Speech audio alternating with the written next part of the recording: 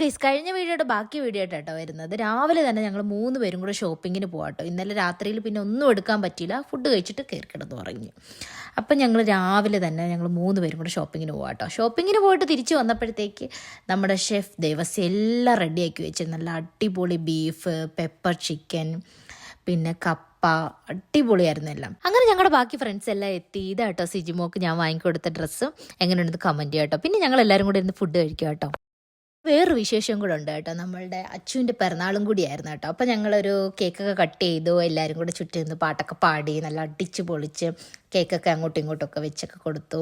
നല്ല അടിപൊളിയായിരുന്നു. പിന്നെ നമ്മൾ കപ്പിൾസിന് വേണ്ടിയിട്ട് കുറച്ച് ക്വസ്റ്റ്യൻസൊക്കെ റെഡിയാക്കി അതൊക്കെ നമ്മൾ കളിച്ചു കേട്ടോ.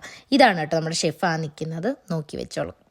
നമുക്ക് രുചികരമായ ഫുഡൊക്കെ ഉണ്ടാക്കി തരുന്ന ഷെഫ്. പിന്നെ നമ്മൾ ഇറങ്ങാൻ പോവാണ് കേട്ടോ.